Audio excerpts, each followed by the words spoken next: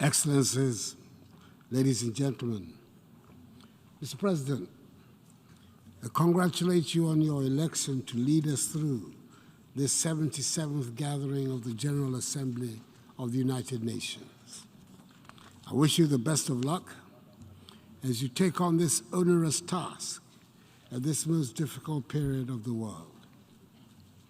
Mr. President, as we would say in Ghana, our world is currently not in a good place. The World Bank observed last Thursday that the global economy was enduring its steepest slowdown since 1970. 2 years ago, our world came to a thundering halt as we cowered from a health pandemic, from an unknown malicious virus, coupled with a devastating global economic pandemic. High budget deficits were no longer concerns of only developing nations. By 2021, COVID-19 had pushed Africa into the worst recession for half a century. A slump in productivity and revenues, increased pressures on spending, and spiraling public debts confronted us without relent. As we grappled with these economic challenges, Russia's invasion of Ukraine burst upon us, aggravating an already difficult situation. It is not just the dismay that we feel at seeing such deliberate devastation of cities and towns in Europe in the year 2022. We're feeling this war directly in our lives in Africa. Every bullet, every bomb, every shell that hits a target in Ukraine hits our pockets and our economies in Africa. The economic turmoil is global, with inflation as the #1 enemy this year.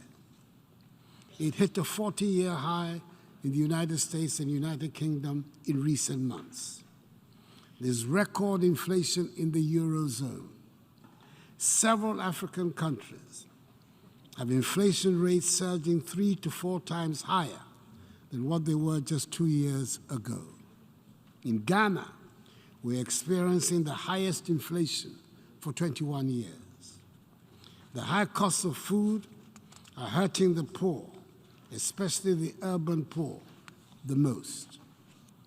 Moreover, the spillover from central banks raising interest rates to combat inflation has been severe beyond borders, as global investors pull money out of developing economies to invest in bonds in the developed world. This has led to depreciating currencies and increased borrowing costs, meaning we need to raise and spend more of our own currencies to service our foreign debts in US dollars. It has become clear, if ever there was any doubt, that the international financial structure is skewed significantly against developing and emerging economies like Ghana.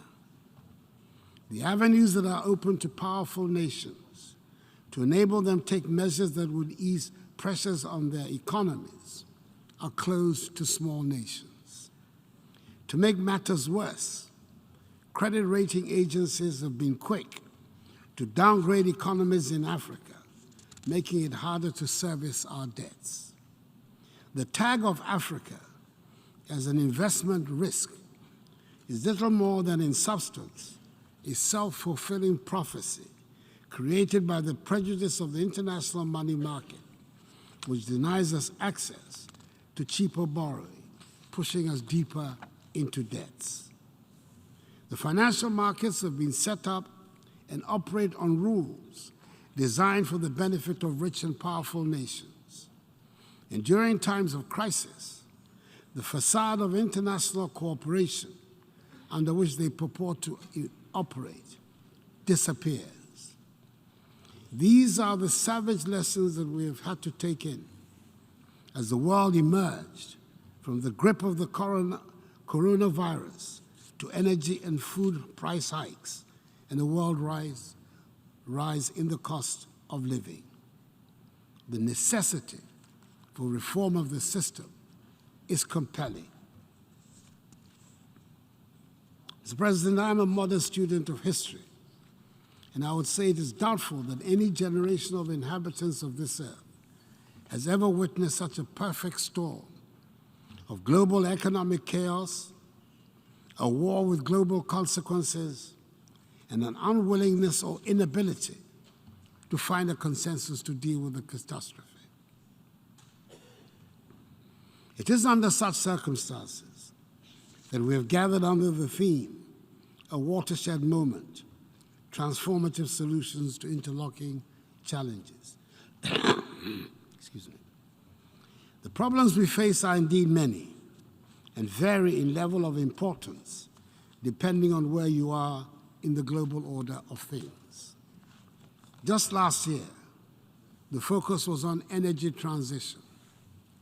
This year, it is about energy security, as Europe goes back to burning coal to replace Russian gas.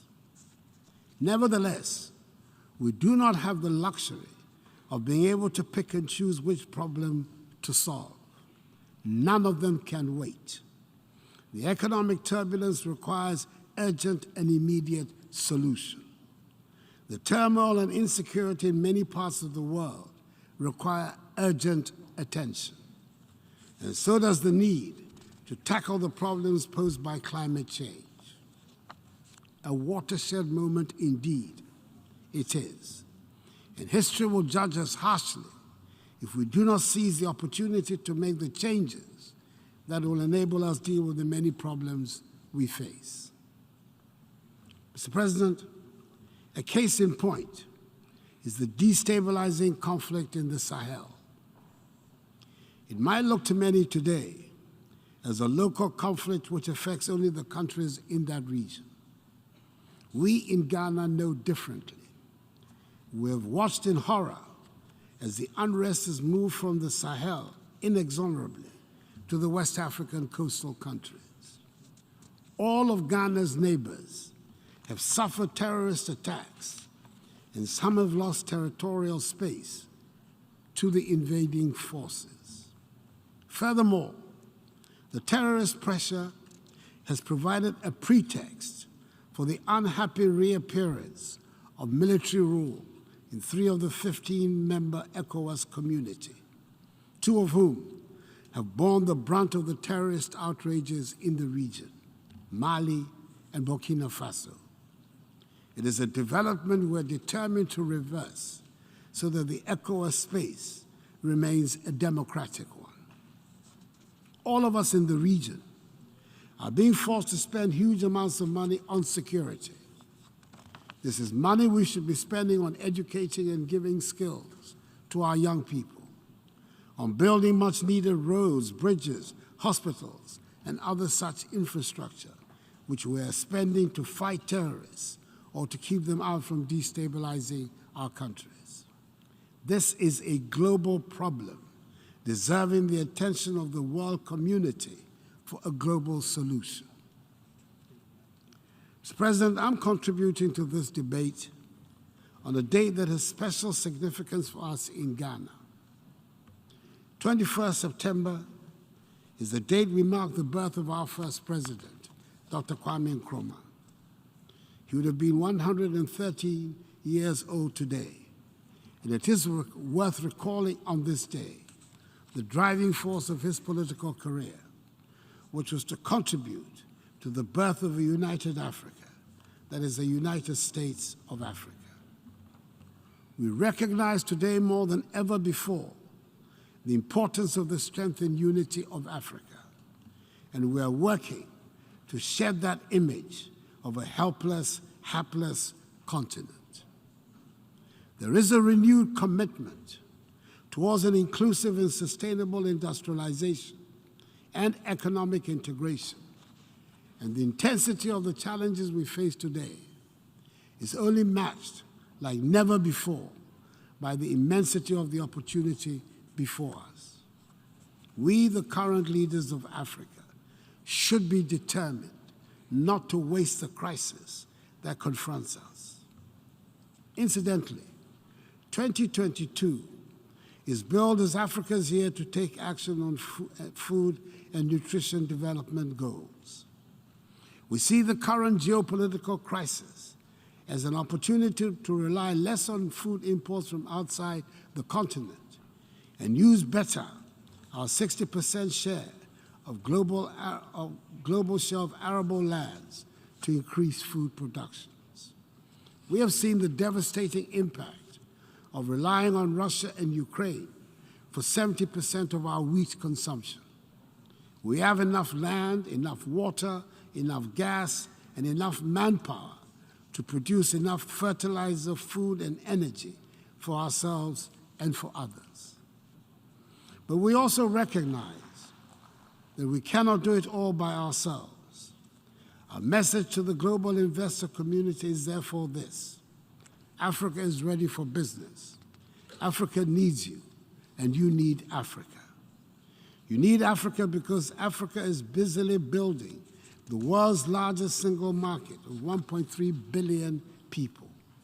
Soon we will have a customs union, and soon we will have a continental payment system that will accelerate and facilitate trade amongst ourselves.